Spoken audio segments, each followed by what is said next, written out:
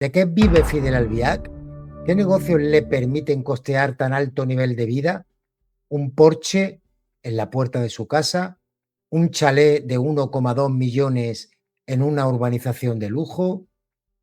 Tras probar fortuna en el Cuerpo de Bomberos y en la Guardia Civil sin éxito, se decantó, bueno, aquí le faltan cosas. Aquí intentó opositar, parece ser que no llegó a terminar la oposición, No llegó a empezarla. o no llegó a empezarla, casi que mejor. Gracias por el apunte, Pablo, gracias. De ahí se empezó a trabajar en una empresa de aluminios, duró muy poco tiempo, los motivos no los sabemos, aunque no los podamos llegar a imaginar. Después se empezó a conducir ambulancias hasta que estrelló una y dejó de conducir ambulancias.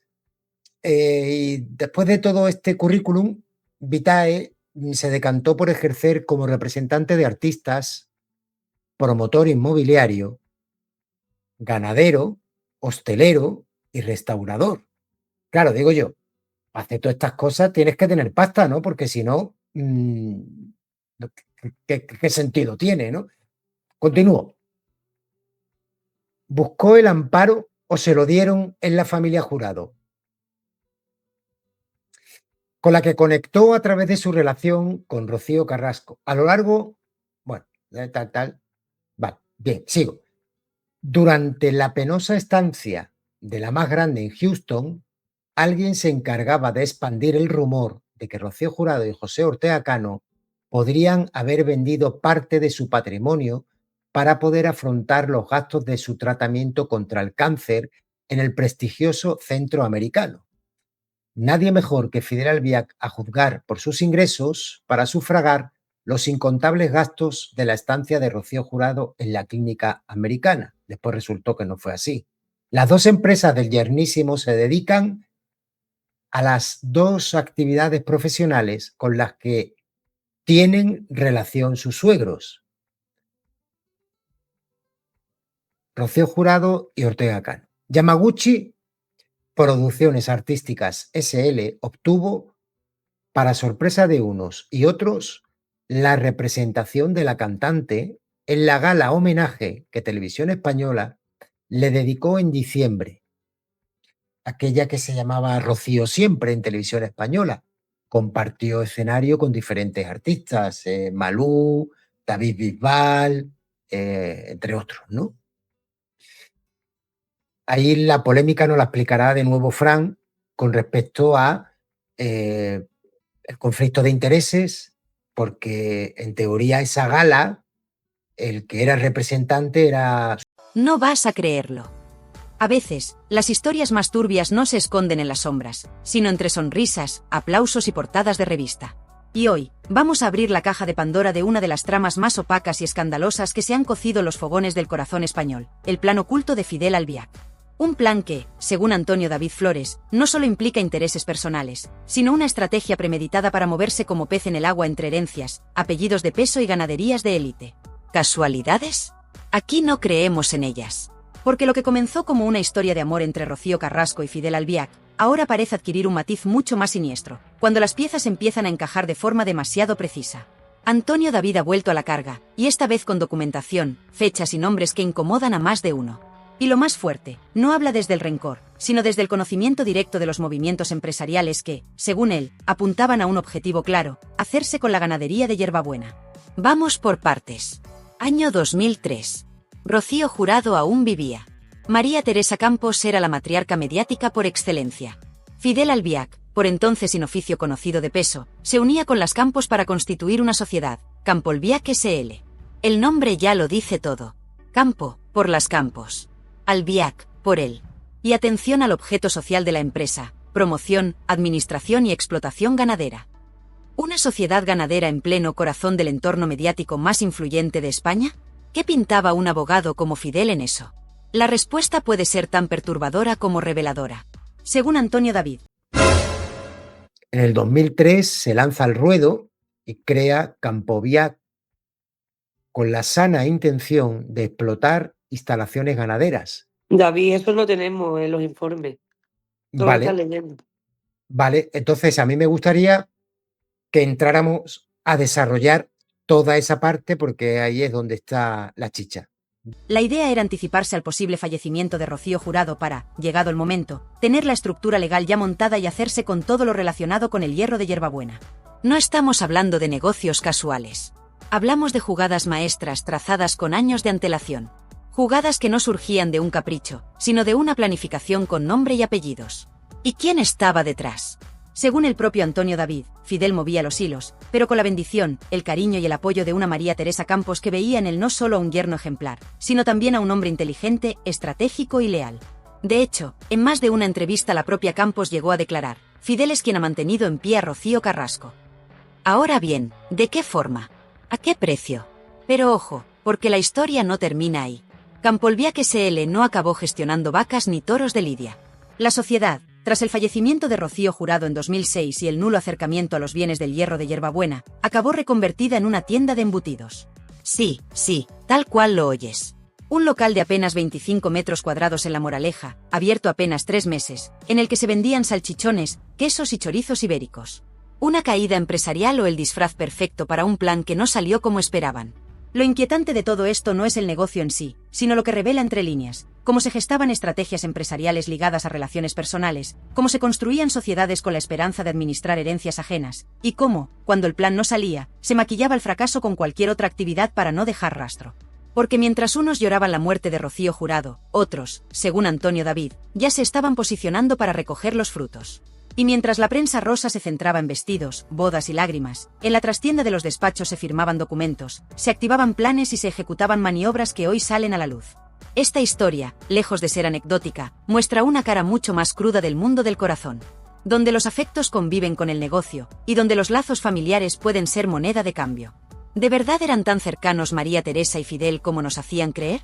¿O todo formaba parte de un pacto tácito donde cada uno jugaba su papel en busca del beneficio mutuo? Y si esto es solo el principio, agárrate, porque lo que viene a continuación desenmascara muchas otras relaciones que, a día de hoy, siguen intentando venderse como puras, auténticas y desinteresadas. Si lo que Antonio David está revelando es cierto, lo que se esconde tras la figura de Fidel Albiac no es solo la de un marido devoto, sino la de un estratega meticuloso que supo moverse en el tablero del poder, de los afectos y del patrimonio. Porque lo que muchos no sabían y ahora están empezando a conectar es que la relación entre Fidel y María Teresa Campos no era tan casual ni tan inocente como se nos quiso vender. ¿Por qué una comunicadora del nivel de María Teresa, con décadas de experiencia, depositaba tanta confianza en un joven sin grandes logros profesionales? ¿Por qué tanta devoción pública? La respuesta, según apunta Antonio David, está en la anticipación. Fidel no era un improvisador. Tenía claro dónde quería estar y con quién debía aliarse. Y las Campos eran el puente perfecto. Tenían la visibilidad, el acceso, el prestigio y el respaldo mediático que él necesitaba para blindar su imagen y posicionarse. No estamos hablando de rumores. Estamos hablando de movimientos empresariales registrados, fechas, firmas, actividades fiscales y conexiones evidentes que, si se analizan con lupa, dibujan un patrón inquietante. Mientras tanto, Rocío Carrasco aparecía ante los focos de manera intermitente, protegida por un silencio que muchos consideraban prudente y otros, interesado. Porque lo que quedaba claro es que Fidel no dejaba nada al azar. Y si algo ha demostrado con el paso del tiempo es que su capacidad de mantenerse en las sombras solo era comparable a su habilidad para estar en el centro de todo sin que lo pareciera. Pero vayamos más allá. Cuando Campolbiac SL se fue al traste, cuando ese local de embutidos cerró tras 3 meses de actividad residual, ¿qué hizo Fidel? ¿Desapareció? ¿Se retiró de los negocios? Nada más lejos. Lo que hizo fue replegarse, reordenar, cambiar de estrategia. Y lo más curioso, el mismo Fidel que aparecía como socio de una explotación ganadera fallida, poco después se convertía en el director artístico y legal de todo el legado emocional y económico de Rocío Jurado. ¿Coincidencia? ¿O movimiento calculado? Porque mientras Ortega Cano heredaba la finca y la ganadería de hierbabuena, Fidel se hacía con el relato, con el discurso, con la representación emocional. Y ahí es donde entra en juego otro nombre clave, Anabel Dueñas. La joven artista que, desde hace años, protagoniza un espectáculo en homenaje a Rocío Jurado, con producción, dirección y respaldo legal de, ¿quién? Exacto, Fidel Albiac. El mismo que había intentado, tiempo atrás, acceder a ese universo desde otra vía. ¿Casualidades o estrategias enrevesadas? Todo esto lo ha contado Antonio David con una seguridad escalofriante. No solo porque vivió parte de esos movimientos desde dentro, sino porque, a diferencia de otras ocasiones, esta vez se ha apoyado en documentos, movimientos empresariales y hechos comprobables. Y lo más fuerte, nadie ha salido aún a desmentirlo con pruebas. Solo se han lanzado silencios y miradas por encima del hombro, como si el tema fuera menor. Como si no importara. Como si se tratase de una pataleta de un exdolido. Pero lo que hay sobre la mesa no es una vendetta emocional. Es una denuncia pública que pone en entredicho años de silencio mediático. Porque, si se confirma que existía una intención real de posicionarse empresarialmente alrededor de la herencia de Rocío Jurado, entonces estamos ante uno de los relatos más delicados de la crónica rosa reciente. Y ojo, porque esto no solo salpica a Fidel, sino también a las Campos, a Terelu, a Carmen Borrego, a todas las que, durante años, blindaron a Albiac como si fuera intocable. ¿Sabían algo? ¿Participaron de forma activa o fueron meras comparsas? Y aquí es donde el relato de Antonio David toma otra dimensión. Porque cuando uno empieza a revisar las apariciones públicas, los especiales televisivos, los silencios pactados, las ausencias notables en eventos familiares y las contradicciones evidentes en discursos pasados, el castillo de cartas empieza a tambalearse. ¿Dónde estaban Fidel y Rocío Carrasco cuando las Campos enfrentaban los peores momentos de salud? Cuando uno empieza a atar cabos, las piezas encajan con una precisión casi escalofriante. La supuesta inocencia de una simple sociedad limitada queda pulverizada ante la magnitud de las implicaciones. Porque si algo está dejando claro Antonio David en esta nueva ofensiva pública es que el nombre de Fidel Albiac, lejos de ser un actor secundario en el universo Carrasco Jurado, fue desde el principio un jugador silencioso, que movía fichas mientras los demás creían estar viendo otra película. Y es que, según el propio Antonio David, nada de lo que ocurrió en aquellos años fue casual. Nada fue improvisado. Fidel, siempre en la sombra, tejía su red con cuidado quirúrgico. No necesitaba focos. No necesitaba platós. Necesitaba acceso. Influencia. Cercanía con los nombres que realmente importaban, Rocío Jurado, Ortega Cano, María Teresa Campos.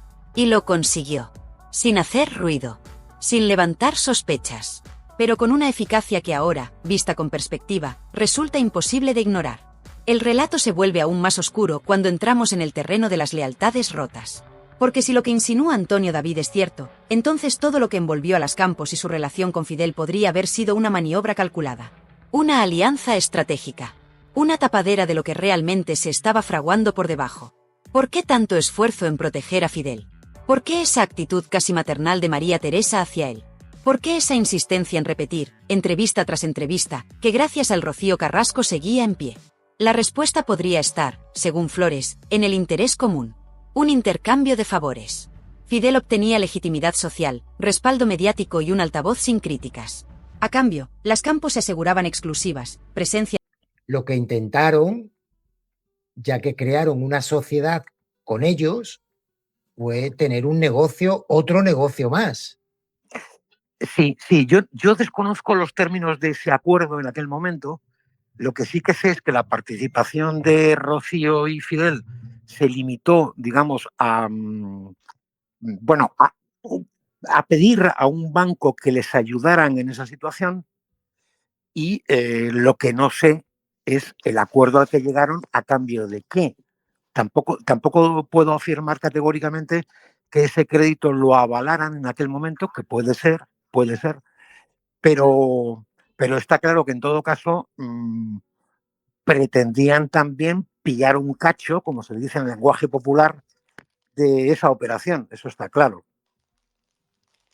Sí, claro, a donde yo voy, Fran, es que en realidad no es la ayuda que se pudo llegar a interpretar de las palabras de ellas en el documental.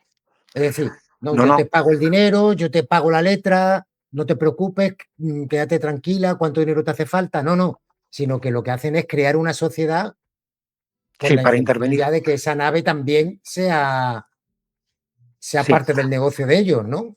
Me informaré de todo con precisión, quiero decir, porque ha pasado mucho. En homenajes, control del relato y, lo más importante, un vínculo sentimental con el legado más rentable y emocional de la televisión española. El legado de Rocío Jurado. Pero aquí no termina la cosa. Porque Antonio David lanza una acusación más grave, más directa, más punzante, que todo este entramado tuvo su punto de partida no en el amor, ni en la lealtad, ni en el respeto por una figura tan inmensa como Rocío Jurado, sino la expectativa de una herencia. De un patrimonio.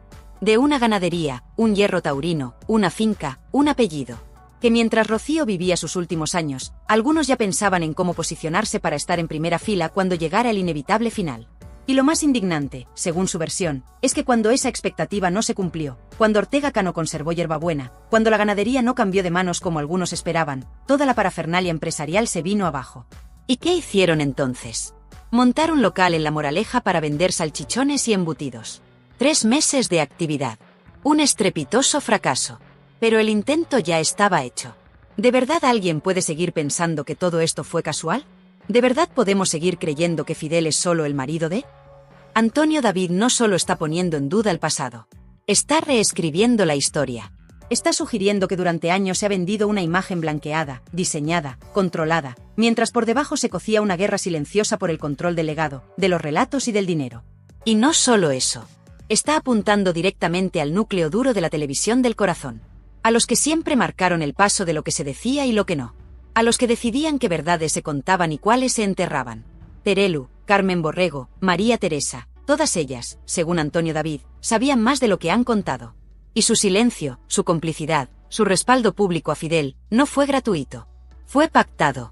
Fue útil. Fue rentable. El relato de Flores es claro. Fidel era el guardián del legado Carrasco Jurado. Pero también el diseñador del futuro. El que desde el principio jugaba a largo plazo. El que no necesitaba cámaras porque ya tenía controlado a quien las manejaba. El que convirtió su posición en un punto de poder sin asumir ningún desgaste. Y eso, para alguien como Antonio David, que ha vivido bajo el foco durante décadas, es intolerable. Porque, si se confirman sus insinuaciones, estaríamos hablando del mayor lavado de imagen y ocultamiento mediático de los últimos años. Y cuidado, porque esta historia aún tiene capas. Porque mientras las Campos lloraban en televisión, Fidel seguía ampliando su influencia. Porque mientras Rocío Carrasco hablaba de dolor, de abandono, de justicia emocional, los negocios seguían su curso. Las producciones teatrales seguían adelante. Las exclusivas se pactaban. Y los silencios seguían saliendo muy caros. Todo esto, según Flores, no es una casualidad. Es una estrategia. Y si todo lo anterior no fuese ya suficientemente grave, lo que Antonio David ha empezado a insinuar en sus últimas intervenciones apunta directamente al corazón del relato oficial. La figura de Rocío Carrasco como heredera moral y emocional de su madre podría haber sido una construcción interesada, dirigida no solo desde la emoción, sino desde un despacho, desde una estrategia a medio plazo. Una narrativa envuelta en lágrimas, pero alimentada con números, propiedades y control de imagen. Porque lo que está empezando a calar, gracias a esta nueva información, es que el duelo por Rocío Jurado podría haberse convertido, en manos de Fidel Albiac, en un producto comercial de dimensiones colosales. Y no estamos hablando solo de series documentales o especiales en televisión. Estamos hablando de espectáculos teatrales, exposiciones itinerantes, exclusivas con sello Campos, y de una gestión del legado más emocional de España como si se tratara de una marca registrada. Antonio David lo ha soltado sin titubeos. Todo esto se gestó para que, llegado el momento, el nombre de Rocío Jurado no lo manejara ni José Ortega Cano, ni Rocío Flores, ni nadie de la familia Jurado, sino una sola persona, Fidel. Y eso, para muchos, empieza a tener sentido. Porque pensemos fríamente, cuando Rocío Carrasco reaparece con su docuserie, después de años de silencio absoluto, lo hace rodeada de un equipo perfectamente engranado, con una línea editorial clara, con una maquinaria mediática detrás que solo alguien con visión empresarial y conocimiento del medio podría haber articulado. ¿Rocío sola? No. Fidel detrás. Moviendo piezas. Cuidando que el relato encaje. Silenciando fisuras. Y es precisamente aquí donde el guión da un giro. Porque según Antonio David, todo este entramado no habría sido posible sin el apoyo incondicional de las Campos, quienes, lejos de ser observadoras neutrales, habrían actuado como altavoz y escudo protector de una historia que tenía muchos más intereses de los que nos hicieron creer. Un relato donde la víctima y el verdugo estaban ya decididos. Donde no cabían otras versiones. Donde las lágrimas eran guionizadas, y los silencios premiados con minutos de oro. Y atención, porque esto conecta directamente con el tema más tabú de todos, la herencia de Rocío Jurado. Porque si lo que está señalando Antonio David es cierto, entonces el reparto patrimonial podría no haber sido solo una cuestión de voluntad, sino de influencia, de manipulación emocional, y de decisiones tomadas bajo presiones más sutiles de lo que nadie podría imaginar. ¿Hasta qué punto fue Rocío libre de decidir? ¿Hasta qué punto todo estaba ya dirigido? El foco se centra también en el silencio de José Ortega Cano, quien recibió la finca y la ganadería, sí, pero que con el tiempo ha ido desapareciendo del relato mediático dominante. ¿Por qué? ¿A quién incomodaba su versión? ¿A quién no interesaba que se supiera la verdad de lo que ocurrió en esa finca, de lo que se dijo, de lo que se intentó negociar? Y no olvidemos que mientras todo esto ocurría, mientras Fidel y las Campos sostenían el relato desde los platós, Rocío Flores trataba de reconstruir su vida entre ataques y campañas de desprestigio. La imagen de una hija abandonadora que debía ser enterrada mediáticamente para que la figura de su madre pudiera emerger sin fisuras. Y detrás de todo, de nuevo, ese silencio gélido de quien no necesita cámara, pero controla las luces. Fidel. Esta historia ya no va solo de un exmarido y una exmujer. Va de quien maneja el legado de un artista irrepetible, de cómo se convierten los afectos en exclusivas, de cómo se trafica con la imagen de los muertos mientras se protege a los vivos. Y sobre todo, va de una pregunta que cada vez resuena más fuerte en las redes, en los foros, en los pasillos de las redacciones. ¿Quién ha dicho realmente la verdad en toda esta guerra? Antonio David, con todas sus luces y sus muchas sombras, está logrando lo que parecía imposible: romper la narrativa hegemónica, cuestionar los intocables, forzar a que se hable de lo que durante años se ha evitado. Y esto no es solo una vendetta. Es una declaración de guerra contra la hipocresía, el relato único y los pactos entre bambalinas que definieron una época de la prensa rosa. Y mientras todo esto revienta, la figura de Rocío Carrasco guarda silencio. Ni desmiente ni confirma. Pero el eco de las palabras de su ex retumba cada vez más fuerte. Porque cuando se trata de verdades familiares, no hay documental que lo aguante todo. Y cuando el negocio se impone sobre el luto, el olor a embutido rancio ya no lo tapan ni los focos. Todo esto que hemos visto, lo que se ha ido desgranando capa a capa como una cebolla que no deja de escocer los ojos, tiene un nombre: el negocio del silencio. Un modelo que se perfeccionó durante años, en el que los vínculos familiares se transformaron en contratos, los afectos en campañas de marketing y el dolor en rentabilidad. Y si algo ha conseguido Antonio David en esta nueva etapa como comunicador, es dinamitar esa estructura desde dentro, con datos, con nombres, con fechas y con una osadía que ha puesto nervioso a más de uno. Porque, seamos claros, lo que parecía una simple guerra de exes se ha convertido en la mayor batalla mediática y judicial de la prensa del corazón de los últimos 20 años. Y lo más grave de todo es que ya no estamos hablando solo de traiciones familiares o de quien tiene razón. No. Estamos hablando de un sistema montado para proteger a unos y sepultar a otros. Y ahora, por fin, las piezas empiezan a encajar. Empecemos por lo esencial: la figura de Fidel Albiac. Durante años ha sido ese personaje en la sombra, siempre presente pero nunca protagonista. Silencioso, meticuloso, eficaz. El que cierra las puertas, pero también el que abre las ventanas cuando interesa. Un tipo que ha sabido manejar los tiempos, los silencios y las cámaras mejor que cualquier personaje mediático, sin necesidad de dar la cara. Pero ahora, con esta información, con esta exclusiva de Antonio David, el velo cae. Y lo que hay detrás no es precisamente el retrato de un yerno discreto.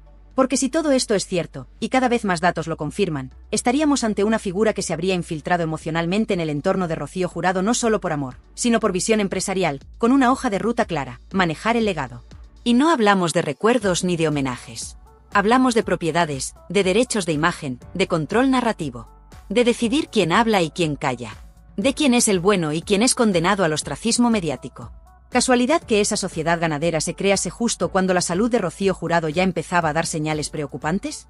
¿Coincidencia que el teatro homenaje, la docuserie, la resurrección de Rocío Carrasco como figura pública, coincidan con los momentos de mayor ataque hacia Antonio David y su hija? ¿Y de verdad vamos a creer que Fidel solo pasaba por allí?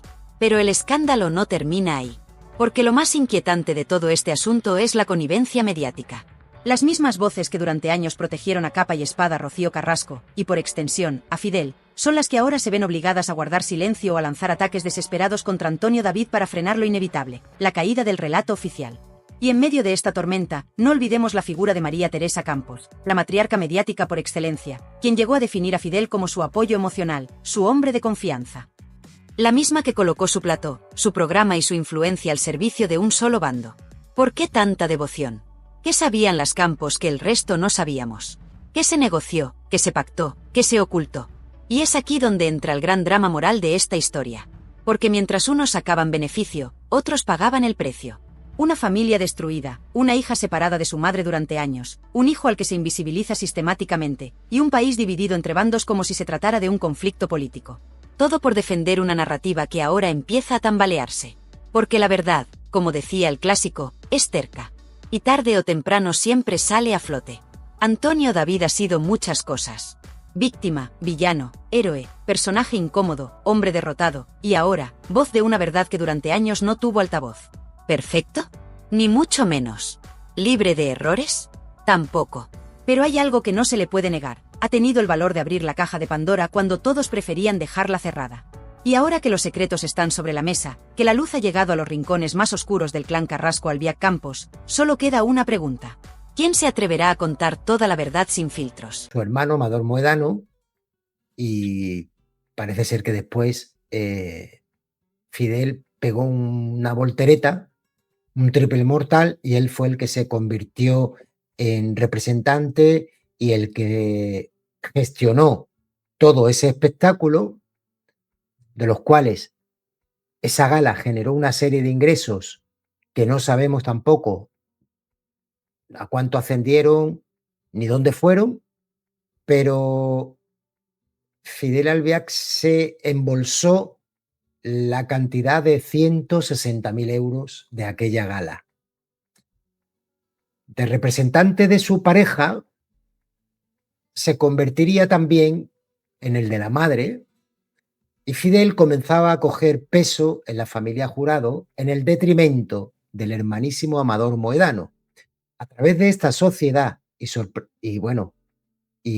también hay que reseñar aquí el estado de salud en el que ya se encontraba Rocío Jurado. Dicen que aquella gala se utilizó para pagar los gastos, para sufragar los gastos de la estancia en el hospital de Houston.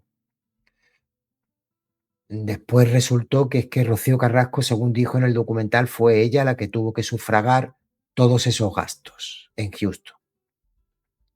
Y yo me pregunto, ¿de dónde? ¿De dónde sacó todo ese dinero?